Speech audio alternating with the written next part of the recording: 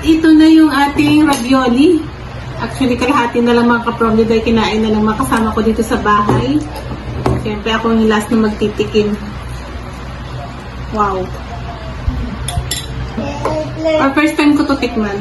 Kasi spaghetti lang naman kami dito. Ito ngayon, kakaiba to ravioli.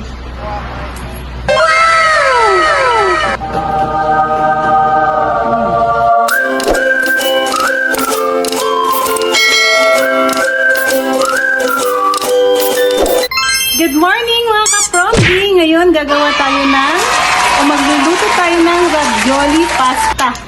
Tara, samahan niyo ako kung paano natin ito lutuin. Dito sa bahay, home style lang po mga ka-promdi, para meron tayong merienda mamaya.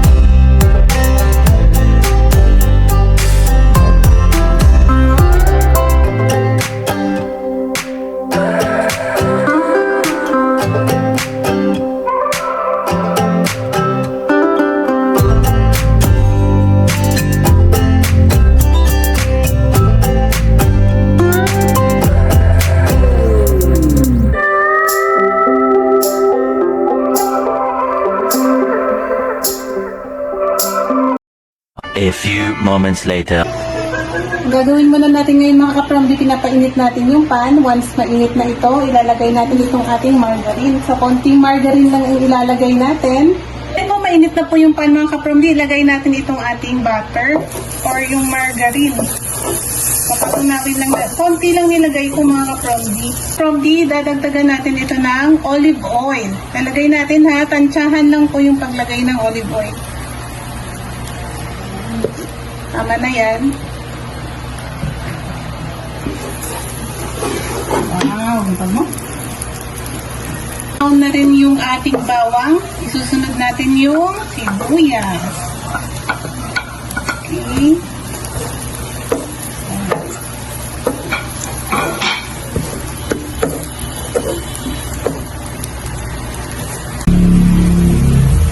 Isunod natin yung kamatis.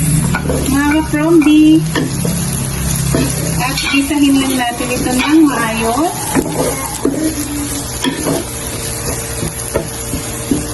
Good for 3 person lang ang gagawin ko mga ka-promdi.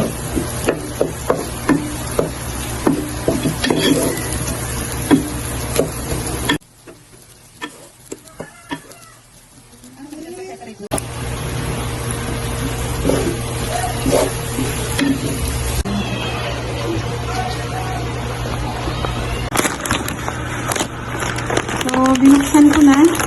Ilalagay na natin mga ka-promdi. Ilagay na natin ito sa pan. Okay? Ito siya, oh. So, ilalagay na natin.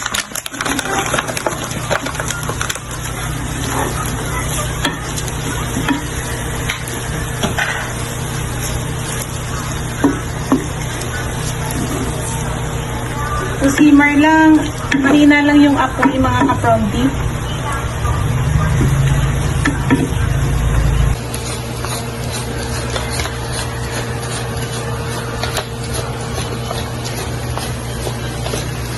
Natin yung pasta sauce.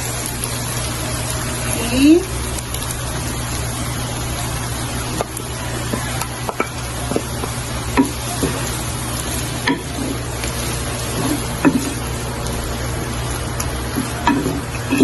Wow.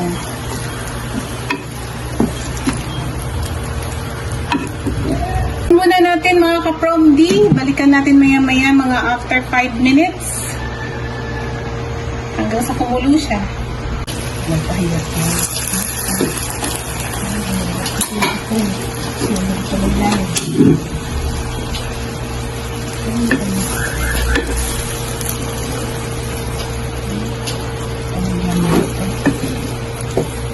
So after 5 minutes, ito na yung kanyang itsura.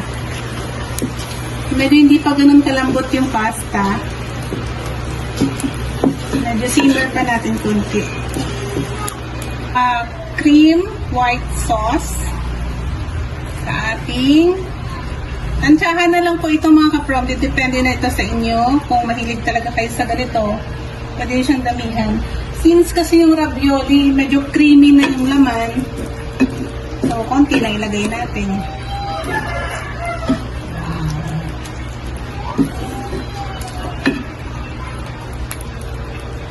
Okay.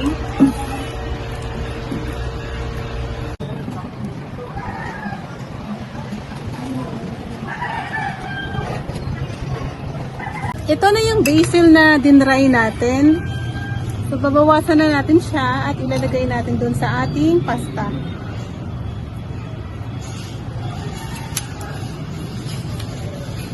So, yung iba kasi hindi pa ganun ka-dry. Ida-dry talaga natin to ng todo mga ka-promdi. So, ito na yung pang day 3 natin na pagda-dry nitong ating basil. Pero yung iba pwede na kasi malutong na siya, oh. Okay. Ito po yung ating dry basil. Ilalagay na natin sa ating ravioli. So, di ba? Pakinabangan natin yung ating mga tanim na basil. Mahal din po ito sa supermarket mga ka-promdi, kaya dapat nagtatanim tayo para meron din tayong maka-harvest. Ito na po mga ka-promdi, lagyan natin ng cheese. Ito yung pinaka-top niya. Cheese. Ay, nahulog na.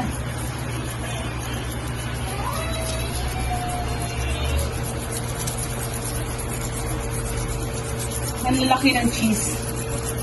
Okay. Kunin natin itong ano. Kunin na natin itong malalaki. So, dito na yan. Mag-milk na yan. Wow. Sobrang sarap mga ka-promdi. Tinikman ko na siya kanina. As in, sobrang creamy. Malapit siya sa lasagna yung lasa niya.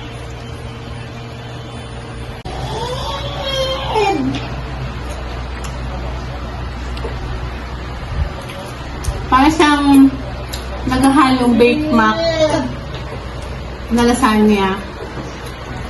Ang creamy. Oh my God. Ang sarap. Ang sarap.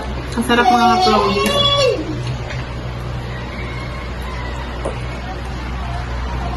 Man mo, oh. Yung may laman. Cheese. Yung laman niya kasi cheese.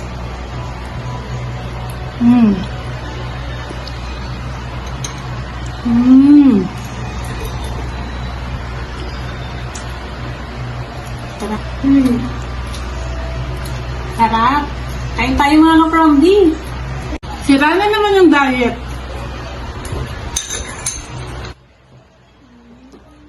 Hanggang dito na lang po yung ating today's video mga ka-promdi. Maraming salamat sa panonood sa inyo.